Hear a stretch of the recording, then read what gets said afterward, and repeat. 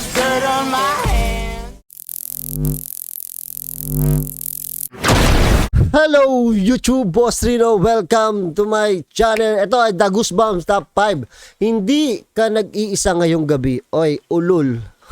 Nag-iisa lang ako dito. Huwag mo akong takutin. Meron kang kasama. Oh, wala akong kasama. Hindi mo lang nakikita. Tartar, pamagat. Gago tong title na to ha. Ngayon ko lang nabasa to. Tinatakot pa ako. Ito ay Boss Rino Coffee, magtimpla muna kayo para mawala yung kasama nyo dyan. Kung nag-iisa kayo, neta.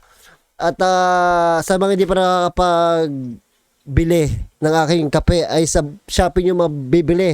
Search nyo lang Boss Rino Coffee, Shopee at sa TikTok. Huwag na natin patagalin to. Tirahin natin to bago patirahin ng iba. Caught on tape. Figure in white. Straight from Mexico, isang paranormal group ang nagsagawa ng investigation sa isang sementeryo. Sila ang Mundo Paranormal. At itong Mundo? video footage na ito ay ipinost sa kanilang YouTube channel 2 buwan na ang nakalipas. Isang gabi nang binisita nila ang sementeryong ito at sa simula pa lamang, tila may mga entity na naayaw sa kanila dito. Ay habulin ng multo to. Pit na pit ang pantalon eh. At sa simula pa lamang, tila may mga entity na naayaw sa kanila dito. Uy, se escuchó un golpe allá, se escuchó un golpe, Saray, te lo juro. Ay Diyos ko. Mira, por acá, amiga. No, es que por acá escuché como que alguien hablaba. Uy, gago. Mira, mira. Uy, saan galing yun? Ilang minuto ang makalipas habang nililibot ng couple ang sementeryo, may nahagip ang kanilang camera. ¡Ven, niño! No manches, vamos para adentro, amiga.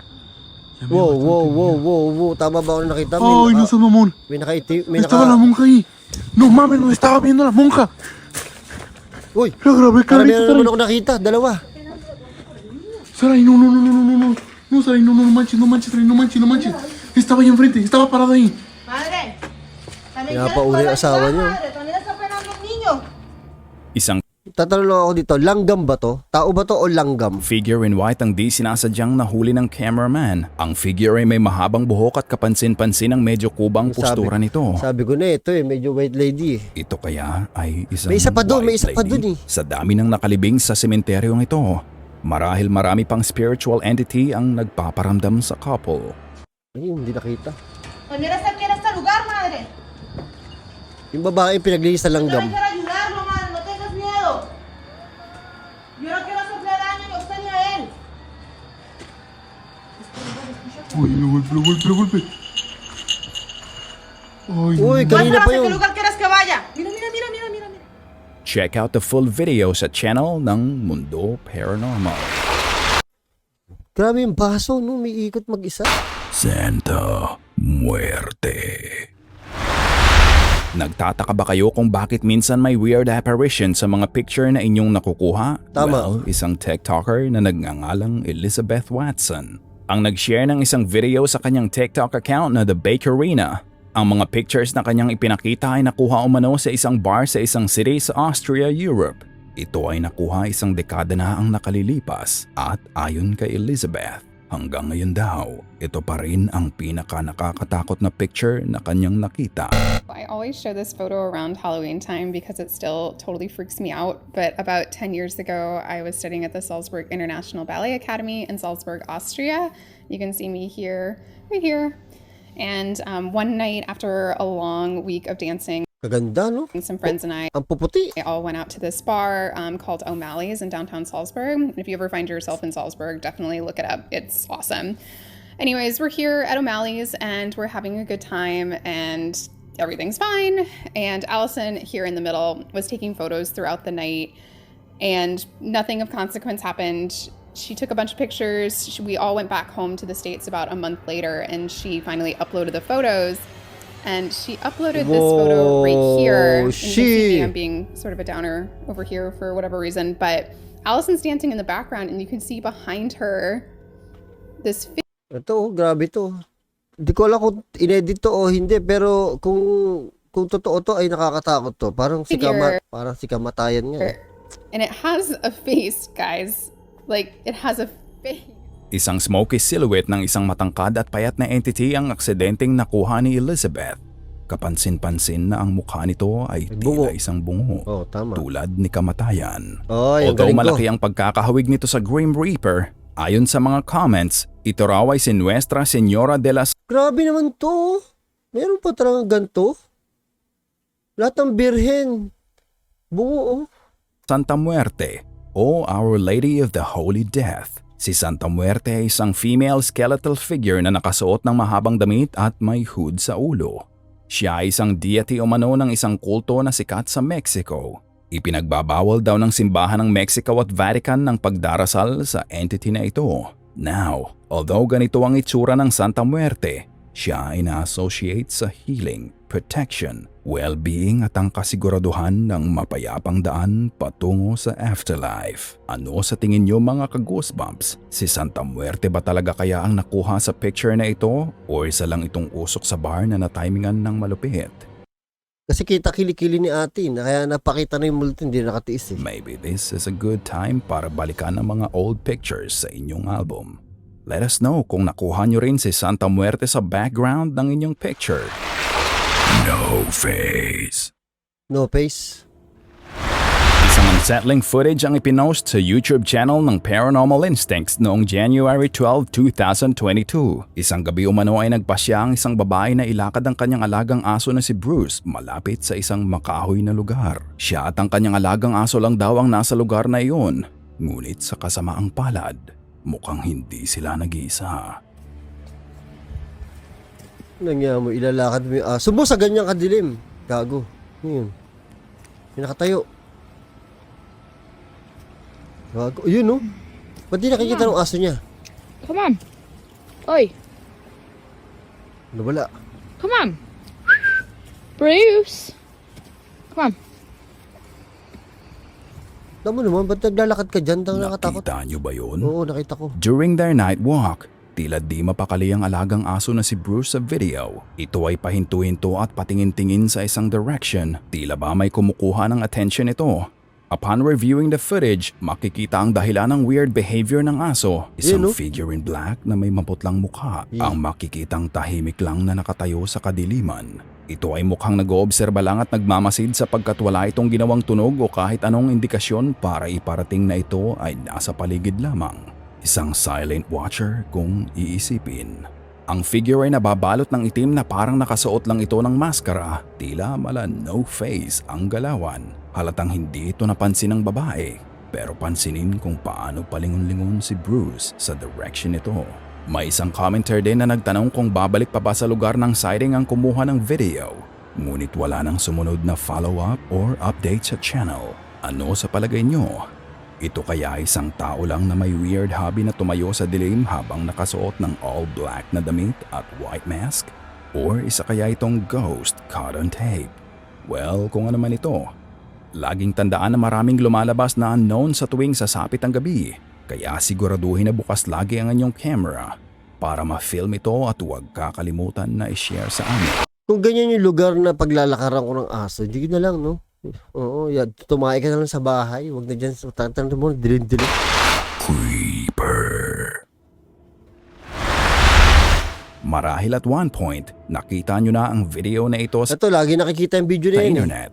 Ang creepy at bizarre CCTV footage na ito ay nakuha sa isang maliit na birthday supply store ni Mario Lara. Yan, no? Ang kanyang store umano ay haunted at puno ng paranormal activity na lumalabas lang as time goes on. Creepy. Marami ang hindi naniniwala sa kanya. Kaya naman, sa video na ito na ipinost 5 months ago sa kanyang channel na Mario Lara, isang experiment ang ginawa ni Mario upang mahuli sa camera ang entity na nagpaparamdam sa kanyang maliit na store.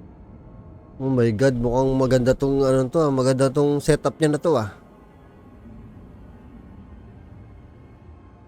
Oh she. Para makuha niya yung footprint, no. May orb.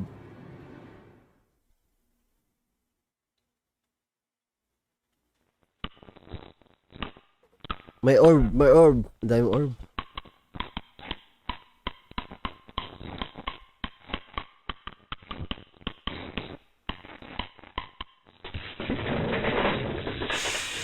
Ano yun?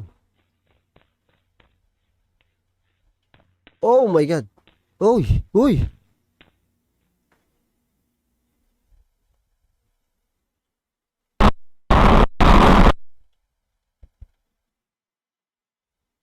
sa bodega ng kanyang store kung saan malakas umano ang paranormal activity. Gago, may footprint ko, ano. Naisip ko kung pwede i-edit eh. Naglatag ng harina si Mario sa maliit na sulok upang makakuha ng proof about sa paranormal entity na nagpaparamdam sa kanya. Bigla Makikita sa nagkaka-footprint CCTV eh. footage ang mga footprint na bigla na lang Oh. lumabas out of nowhere. Halatang naglalakad ang may-ari ng footprints at ang mga paa nito ay humanoid in nature. Ito na kaya ang proof na magpapatunay sa kanyang sinasabi? Isang buwan ang nakalipas, nag-post muli si Mario sa kanyang YouTube channel ng isa pang video about sa entity na naninirahan sa kanyang store. Ito ay nangyari isang gabi habang siya ay mag-isa at naghahanap ng activity sa storage area.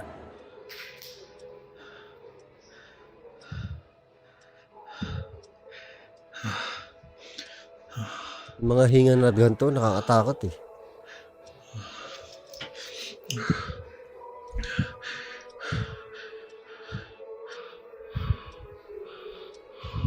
Uy, dahan-dahan paling mo ng camera, baka kung ano makuha mo mukha. Yan.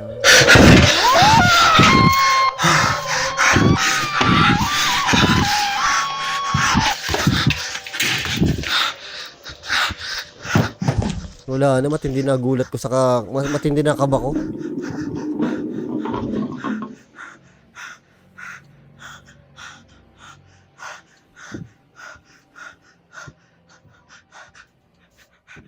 Halatang kinakabahan Dati medyo ini-exage ko yung gulat ko eh, para lang sa reaction ko. Ngayon hindi na eh, normal na sa akin eh. Tangina talaga. Kahit alam mo yung simple lang.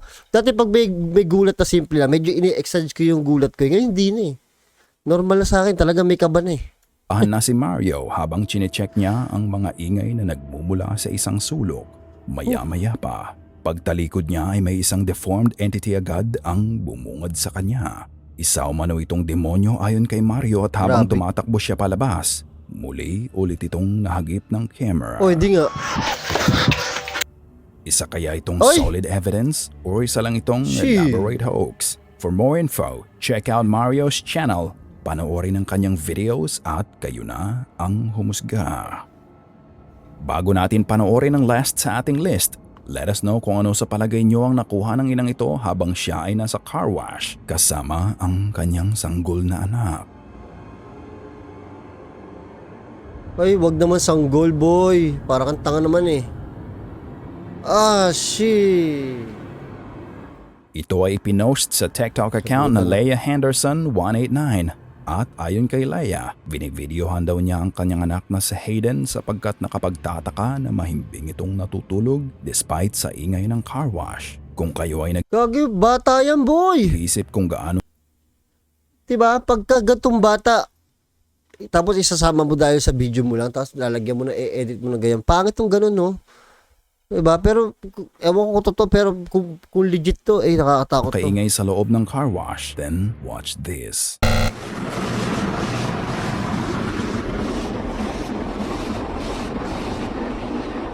Nananahimik yung bata. Ito kaya isang ghost cotton tape or isa lang itong case ng pareidolia, ang kakayahan na makakita ng mukha ng mga bagay-bagay? Well, kung ano man ito, sana all kayang matulog kahit gaano pa kaingay ang paligid. Tutulog ka, tapos may ganyan nakatingin sa'yo, no? Schoolgirl. Si Outdoor Xiaolong ay isang paranormal explorer na nagpupunta sa mga abandoned buildings and places habang finifilm ang kanyang experience. Ito, Sa isang particular na adventure na ito ni Xiaolong, siya ay pumunta sa isang abandonadong middle school sa kalagitnaan ng gabi upang i-explore ang lugar. Ang laki nun sa Ito ay lamin. part 2 ng kanyang exploration at ayon sa kanya, ang school daw ay matagal nang nakakaranas ng paranormal activity kahit noong mga araw na ito ay active pa. Hindi daw umano pinansin ng principal at that time ang mga rumor and at some point, nag-cause ito ng panic.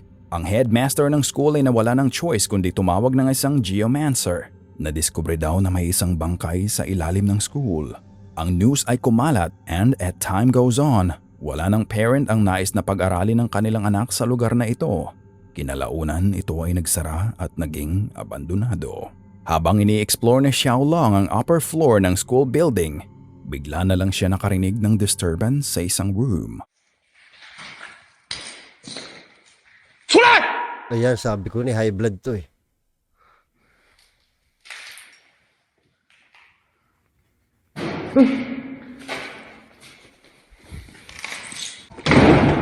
Kalimitan live to ha.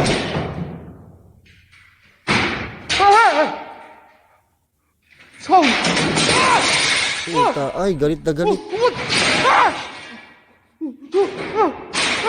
Uy, uy. Gago. Tingnan nyo to, naglalaglagang kusa oh. Oh. Live to ha, live. Tila nagalit ang multo na naninirahan sa school after sipain ni Xiaolong. Ang mahirap sa live, kasi kung yan scripted, for example, scripted, mahirap sa live. Isang mali mo lang doon, mabubuko ka eh. Diba? Isipin nyo, marami nanonood sa'yo, isang mali mo lang mabubuka ka. Mabubuka. Ano mabubuka? Mabubuko ka. Tapos, wala na. Sira na channel mo. Ang isang desk. Nagsilaglagan ng mga frames sa taas ng board na parang isang response para kay Xiaolong. After ng incident, naramdaman daw ni Xiaolong na may lagi nang nakatitig sa kanya na para bang ito ay nasa kanyang likod lang. Kaya, paano natutumba kusa oh. Ini-explore ni Xiaolong ang isang room. This happened.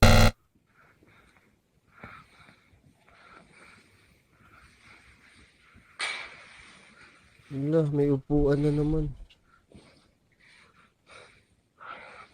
Ay, dandaan paling boy. 亲人，吓我一跳。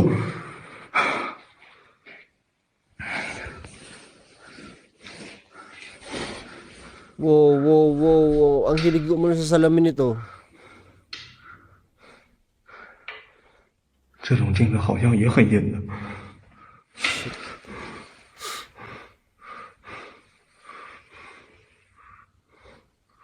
Oh my. 来，伸个身体，我看看你来。 Uy, may nakatayo. May nakatayo dun. Isang silueta makikitang nakatayo sa likod ni Xiaolong at halatang ito ay hindi nakita ng maayos ng explorer. Ang entity ay malabo pero kapansin-pansin na Meron. ay may mahabang buhok. Sinubukan muli ni Xiaolong itong tignan at ito ay kanyang nakita. 截好图啊！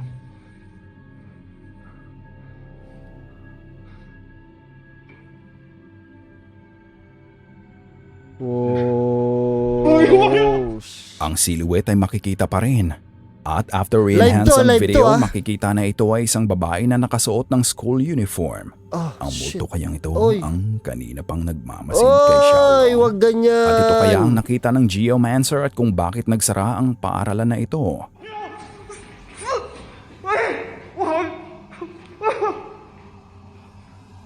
Mahirap to, live to. Wala naman di ba? Oh. Iyak ka, tang ina. Ayun na naman, oh. Ah! Oh, Ang espiritu ng estudyante ay tila nasa salamin lamang habang makikita na parang isang portal. grabe Hindi to. makapaniwala si Xiaolong sa encounter at sinubukan pa niyang hanapin sa kanyang likod ang school ghost. Pero sa huli, hindi na niya kinaya at tumakbo na siya palabas ng building. Ngunit ayaw yata siyang patakasin. Dahil ba marami na siyang nakita at nalalaman? O baka naman nalulungkot lamang ang ghost at gusto nito ng kasama? Panoorin ang full video sa channel ni Outdoor Xiaolong. Grabe At yun. kayo na ang humusga. Sana'y Grabe yun, boy. Sa lahat ng video ni Xiaolong, dito ako natakot. Oo, kasi may batang nakatayo sa salamin, tapos pag tinignan mo, wala. Live to eh. Oo, live to eh. Kaya yan si Xiaolong, nakatayo yan eh. Kaya nakatayo ganun yung kanyang phone eh. Live kasi yun eh. Takot ako sa ganyan, yung mga batang multo, lalo sa school.